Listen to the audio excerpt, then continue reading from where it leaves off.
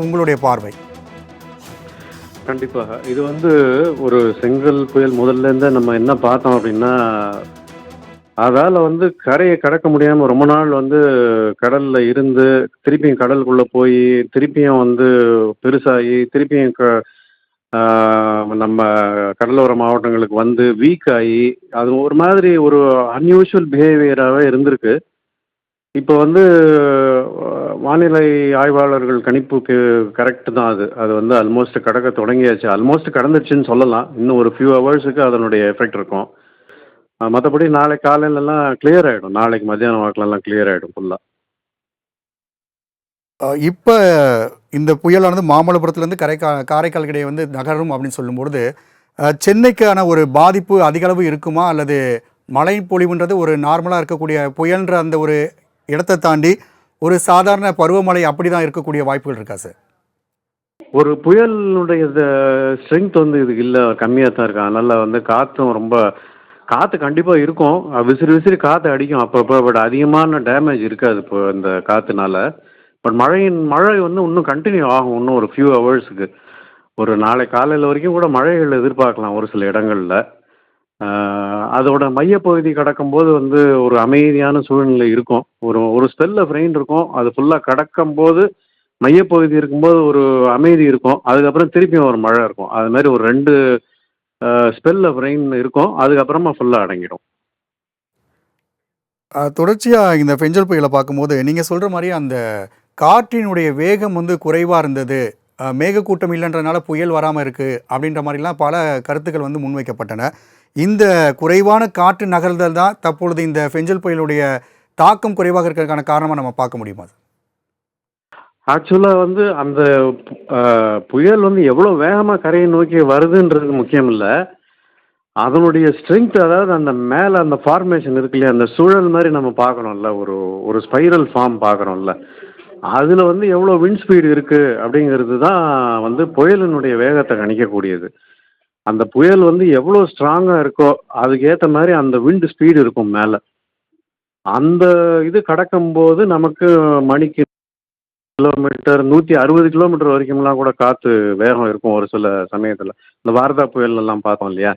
ஆனா இந்த செங்கல் புயலானது ஒரு வீக்கெண்ட் ஸ்டேட்டாவே இருந்துச்சு அது. அதனால அதனுடைய ஃபார்மேஷன்னு சொல்றதே அவ்வளோ ஸ்ட்ரென்த் லூஸ் பண்ணிடுச்சு அது. அதனால காத்து வேகம் கம்மியா இருக்கு. இந்த மேகக்கூட்டம் காரணமா கனமழை பெய்யறதுக்கான வாய்ப்பு இருக்கு அப்படின்றது அடிக்கடி இப்ப இந்த பெஞ்சல் புயல்ல சொல்லப்பட ஒரு முக்கிய காரணமா இருக்கு சார். ஒரு மேகக்கூட்டம் அப்படின்றது பொதுவா ஊர் பக்கம் சொல்லும்போது சொல்லுவாங்க, காத்தடிச்சுனா மேகம் கலைஞ்சிரும் அப்படின்வாங்க. இந்த மேகக்கூட்டங்கள் அந்த உருவாகக்கூடிய அந்த சூழல் எப்படி உருவாகி இருந்தது? இந்த பெஞ்சல் புயல் அது இல்லாததுக்கான காரணமா நம்ம எதை பார்க்கலாம் சார்? இப்ப இந்த மழை, இந்த கடல்லேருந்து நீரை உறிஞ்சி இந்த மேகம் மேல போயிட்டு ஒரு புயலா ஃபார்ம் ஆகி நிலப்பகுதிக்கு நகர்ந்து அங்க மழையை பொழியுது. இதுதான் நமக்கு தெரிஞ்ச ப்ராசஸ். இந்த ப்ராசஸ்ல நிறைய விஷயங்கள் இருக்கு. என்னன்னா, கடல் மட்டத்துல இருக்கக்கூடிய வெப்பநிலை, அப்புறம் நிலத்தில் இருக்கக்கூடிய வெப்பநிலை, பிரஷர் டிஃபரன்ஸு, அப்புறம் லேண்ட்ல எந்த இடத்துல பிரஷர் லோவா இருக்கோ, அந்த இடத்துல தான் கிராஸ் ஆகும் அது. லோ பிரஷர் இருக்கிற இடத்துல. ஹெச்பிஏ அப்படின்னு சொல்லுவாங்க. அந்த மாரி இந்த மாரி பலவிதமான சூழ்நிலைகள்லாம் இருக்கிறதுனால நம்மளால எக்ஸாக்ட்டா முன்கூட்டியே 1 வாரம் முன்னாடி, 10 நாள் முன்னாடி எல்லாம் சொல்ல முடியாது. அந்த புயலினுடைய ஸ்ட்ரென்த் எவ்வளோ இருக்கும் என்னங்கிறது. அந்த பெர்சன்டேஜ் ப்ரெடிக்ஷன் ஒரு 70%, 80% அக்யூரசி இருக்கும். மத்தபடி கடைசி நிமிஷத்துல தான் நமக்கு அது தெரியும் அதோட ரிசல்ட். அது என்னைக்குமே இயற்கையினுடைய இதுதான் அது.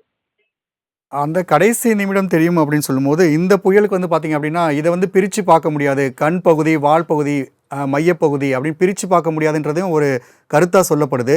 இருந்தாலும் இப்ப நகரக்கூடிய இந்த நிகழ்வு ஆனது, அதனுடைய முழு நகர்வையும் பார்க்கும் பொழுது, அப்ப மழை அதிகமா இருக்கான வாய்ப்புகள் இருக்குமா சார்? ஆமா. இப்ப ஒரு புயல்னு வந்துச்சுன்னா, அது ரொம்ப ஸ்ட்ராங்கா இருந்தது. நல்ல ஃபார்மேஷன், அதாவது மையப்பகுதி, ஐ ஆஃப் த ஸ்டார்ம்னுவாங்க. நல்ல ஃபார்மேஷன்.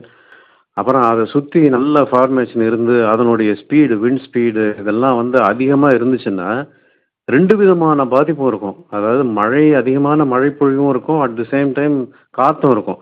நீங்க சொன்ன மாதிரி இந்த செங்கல் புயலுக்கு வந்து எல்லா விதமான புயலுக்குமே வந்து அந்த மையப்பகுதி ஐ ஆஃப் த ஸ்டார்ம் அப்படிங்கிறதெல்லாம் இருக்கும். டிஸ்டிங்விஷ் பண்ண முடியாது. நம்ம சேட்டலைட் இமேஜ்லேருந்து பார்க்கும்போதோ இல்லையோ நமக்கு தெரியாத ஒழிய கண்டிப்பாக அது எல்லா புயலுக்கும் அது உண்டு. அதே மாதிரி அது செங்கலுக்கும் உண்டு. மழை, அதாவது இந்த மேகத்தினுடைய வாட்டர் கண்டென்ட் அப்படின்னு சொல்லுவாங்க. வாட்டர் வேப்பர் கண்டென்ட்னுவாங்க. Cloud top temperature, land temperature, இந்த மாதிரி பல விஷயங்கள் இருக்கு. ஸோ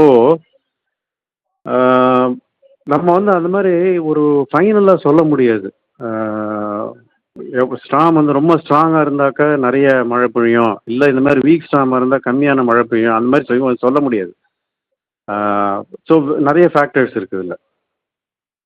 நீங்கள் இந்த மழையும் நம்ம கணிக்க முடியாதுன்னு சொல்லும்போது, இப்போ ஒரு 90 கிலோமீட்டர் வேகத்தில் வந்து காற்று வீசக்கூடும் கடக்கும் பொழுது அதிகபட்சமாக அப்படின்னு சொல்கிறாங்க. இந்த காற்றினுடைய திசை வேகமும் அதிகரிப்புக்கான காற்று வாய்ப்புகள் இருக்குமா சார்? யூஸ்வலாக வந்து இந்த இந்த மாதிரி ஒரு சைக்ளானிக் ஸ்ட்ராம் வந்து லேண்டு கிட்ட வரும்போது வீக் ஆகிட்டே வரும். ஏற்கனவே வந்து கடல்லையே வந்து இது வந்து வீக்காக இருந்ததுனால தான் அதால் ரொம்ப சீக்கிரமாக நகர முடியல. ஃபர்தராக வீக்கன் ஆச்சு. அப்புறம் திருப்பியும் கொஞ்ச நேரம் கடலுக்கு உள்ளே போயிட்டு இன்னும் கொஞ்சம் ஸ்ட்ரென்த் ஆச்சு. அப்புறம் திருப்பி ரிட்டர்ன் ஆச்சு. இல்லை, ஏன்னா நம்ம வர்தா புயல் வரும்போது பார்த்தீங்க அப்படின்னா சென்னை கிட்ட வந்து நம்ம கடக்கும்போது 192 கிலோமீட்டர் ஸ்பீடில் வந்து நம்மளுக்கு வர மாதிரி இருந்தது. இப்போ இதை வந்து 90 கிலோமீட்டர் அப்படின்ற மாதிரி தான் சொல்லியிருக்காங்க. ஆமாம், ஆமாம். அவ்வளோ கூட இருக்காது. இன்னும் கம்மியாக தான் இருக்குன்றது என்னோட கணிப்பு. அதாவது சென்னை பக்கத்தில் இருக்கும்போதே வந்து சென்னையில் வந்து அவ்வளோவா காற்று அடிக்கலையே நமக்கு. ஓரளவுக்கு தான் இருந்துச்சு. ஸோ அது கடக்கிற இடத்துல பார்த்தீங்கன்னா ஒரு ஒரு சின்ன ஸ்ட்ராங் தான் இது. அதனால ஒரு அந்த எந்த ஏரியாவில் கிடக்குதோ அங்கே மட்டும் இருக்கும். ஒரு 60 கிலோமீட்டர்ஸ், 50-60 கிலோமீட்டர்ஸ் அந்த ரேஞ்சில் இருக்கும். பக்கம் அது போகும்போது அதனுடைய வீரியம் அதிகமாகக்கூடிய வாய்ப்புகள் இருக்குமா சார்? லேண்டு பக்கத்தில் வரும்போது வர வர அதனுடைய வீரியம் குறைஞ்சிட்டு தான் இருக்கும். அந்த குறையும் பொழுது இப்போ நம்முடைய சென்னை, அதாவது தமிழ்நாடுக்கும் இல்லாமல் காரைக்காலில் இருக்கக்கூடிய மழைப்பொழிவுகள் அதிகமாக நம்ம எதிர்பார்க்கலாமா, அல்லது அங்கும் இது வந்து தொட்டு செல்லக்கூடிய ஒரு நிலை தான் இருக்குமா? மழை பொழிவு கண்டிப்பாக இருக்குங்க. அதாவது நான் சொன்ன மாதிரி ரெண்டு டிஸ்டிங்க்டாக 2 ஸ்பெல் தெரியும். அதாவது அதுக்கு எக்ஸாக்டாக கடக்கக்கூடிய இடத்துல பார்த்தீங்கன்னா ஒரு ஒரு காற்று, ஒரு மழை, ஒரு அடி அடிக்கும். ஒரு 50-60 கிலோமீட்டர் வேகத்தில் காற்றும் இருக்கும், அதிகமான மழைப்பொழிவும் இருக்கும். அப்புறமா வந்து அந்த சென்ட்ரல் பார்ட் கடக்கும்போது வந்து ஒரு அமைதி இருக்கும். மழை விட்டுருச்சு அப்படின்னு எல்லாரும் இது பண்ணிடக்கூடாது, வெயிட் பண்ணணும். ஏன்னா அதனுடைய அந்த பார்ட், இன்னொரு பார்ட் வந்து திருப்பி உள்ளே வரும். அதே மாதிரி அப்படியே விண்ட் டைரக்ஷன் சேஞ்ச் ஆகும். நார்த்லேருந்து சவுத்துக்கு அடிக்கிற விண்டு வந்து இப்போ சவுத்துலேருந்து நார்த்துக்கு அடிக்கும். அந்த சூழலில் வரும்போது காற்றோட டைரக்ஷன் அப்படியே மாறும். அதே மாதிரி காற்றும் மழையும் இருக்கும். இன்னொரு ஸ்பெல்லு. இது 2 முடிஞ்சிருச்சு அப்படின்னா கடந்தாச்சுன்னு அர்த்தம். அதுதான் கணக்கு. மழை பொழிவு கண்டிப்பாக இருக்கும். மழை பொழிவு வந்து அதிகமான அளவு இல்லைனாலும் கண்டிப்பாக மழை இருக்கும் அந்த ஏரியாவில். தொலைபேசி வாயிலாக உங்களுடைய பல தகவலை எங்களோட பகிர்ந்தமைக்கு மிக்க நன்றி ராஜேஷ் சார்.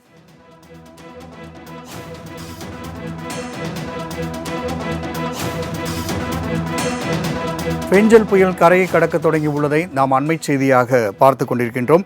மாமல்லபுரம், காரைக்கால் இடையே இது கரையை கடக்கும் என்று தெரிவிக்கப்பட்ட நிலையில் தற்பொழுது 7 மணிக்கு மேலாக இது கரையை கடக்க தொடங்கி உள்ளது. இந்நிலையில் கரையை கடக்கும்போது 90 கிலோமீட்டர் வேகத்தில் காற்று வீசக்கூடும் என்று தெரிவிக்கப்பட்டது. மேலும் 5:30 மணி அளவில் பெஞ்சல் புயல் முன்பகுதி கரையை தொட்டதாக வானிலை ஆய்வு மையம் தெரிவித்துள்ளதை அண்மை செய்தியாக பார்த்து கொண்டிருக்கின்றோம்.